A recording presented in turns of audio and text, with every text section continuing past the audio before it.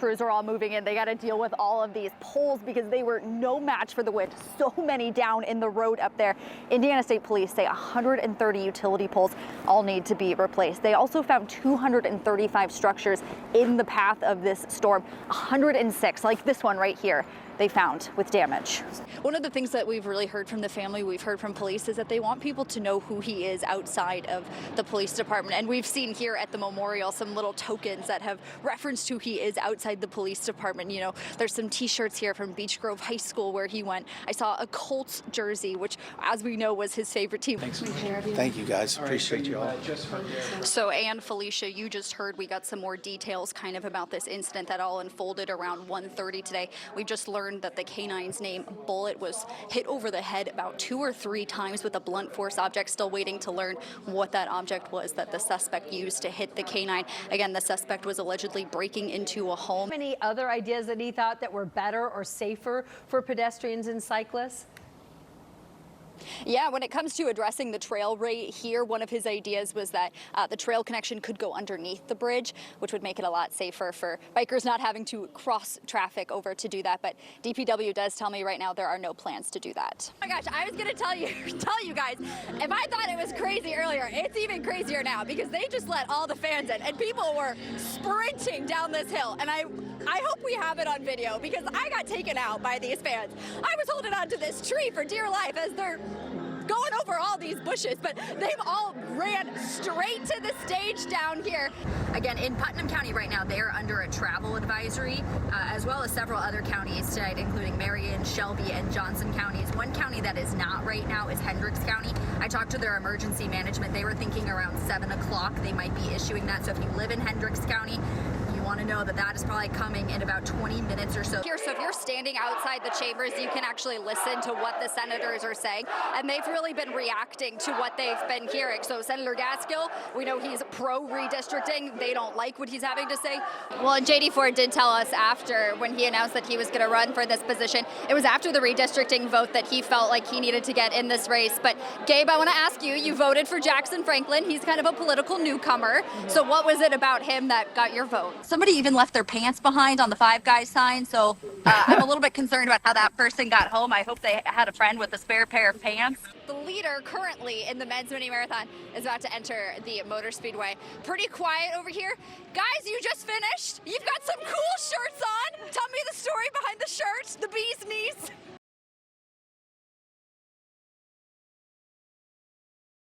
Let us pray for him sincerely.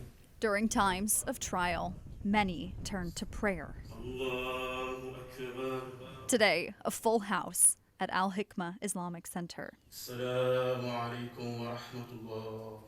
This Friday prayer is focused on the young man who dreamed of a better future here in the U.S., but will never see that dream come true. When they heard the news, what happened, the family was shocked. Police found 36-year-old Alpha Umar Aissatou Berry shot and killed in a West Side apartment Monday afternoon. Very little information is available about what led up to the shooting. But I will make sure I treat him and fight for his right. His mosque is working with the police to learn more and help get answers for his family back in Guinea. That's where Alpha's wife, son, and parents still live. They were able to watch his prayer for the deceased online. Fatoumata Batule Balde grew up with Alpha in Guinea and considers him a brother.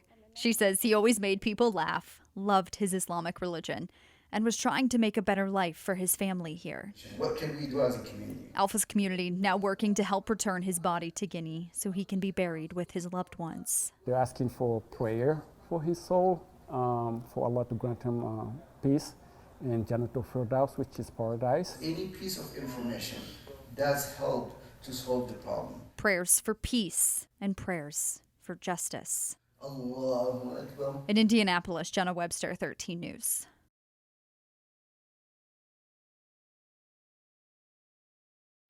Well, the biggest thing you need to know is why Noblesville wants this new referendum, and that's because money coming into the district is down.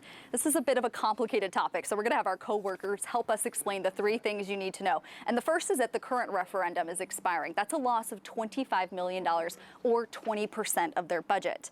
The second is the impact of Indiana's property tax changes. So they don't have an exact number, but are estimating it's going to be millions of dollars a year that they're losing out on.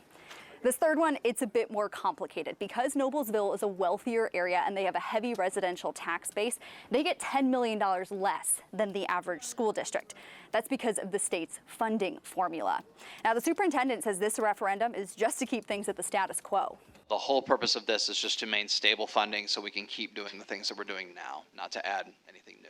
So the big question you want to know is just how much you're going to be paying. So the district is asking for 57 cents for every $100 of the assessed value of your home, but they say they're not actually going to be collecting that much initially. Next year, it's going to be a max of 41 cents. So if you have an average home value in Noblesville, you'd be paying $679 or $40 more than what you're paying now. Every year after that is actually less than $40. That's the highest one is actually the first year. And again, it's just because of the way the math is working behind the scenes and the way all these deductions and things are going to kick in. 1 year, the increase is $4. Now, if it feels like the math isn't mathing, which is exactly what the superintendent says, the district wants to help you understand how this is all going to impact you. So they're going to be having some meetings later this summer, this fall. You can come ask all your questions. We also have all this information online right now at WTHR.com. I'm Jenna Webster reporting.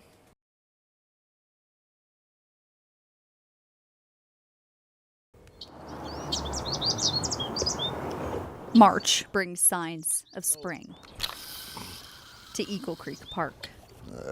Pretty good. Don't have to leave it.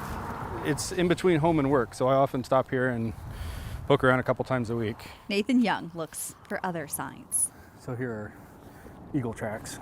Walked along the beach. Hoping to catch a glimpse of who was here before. A couple of great blue herons moved here. In trackers, we call it just kind of reading the morning newspaper. You know, you come out and see who was doing what. These sightings are typical headlines at Eagle Creek Park. You're just moving along, looking at all the tracks and the marks on the ground, and you stumble into an animal that's never been documented in an area before. Then Young found something new. That's pretty cool.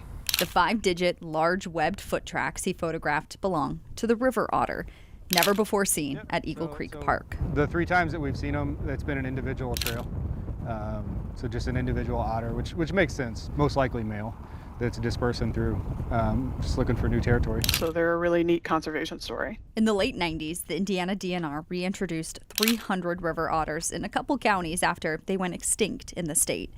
Now there's as many as 9,000 across every county. They've been kind of doing exploratory movements coming through the White River and stuff like that in Marion County for a little while now. So it's exciting that they're starting to get back into the park and the big reservoir and stuff. So it's likely we don't have too many right now because they're going to establish a territory and kind of keep other otters out. Donna Reiner with the park's Ornithology Center hasn't seen any in the waters yet.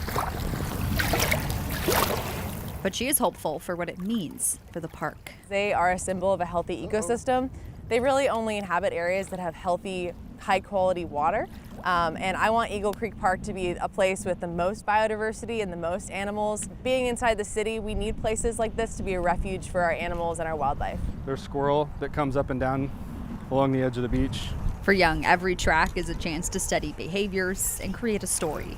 Who was here and why. The river otter, now a part of the story written in the sand. At Eagle Creek Park, Jenna Webster, 13 News.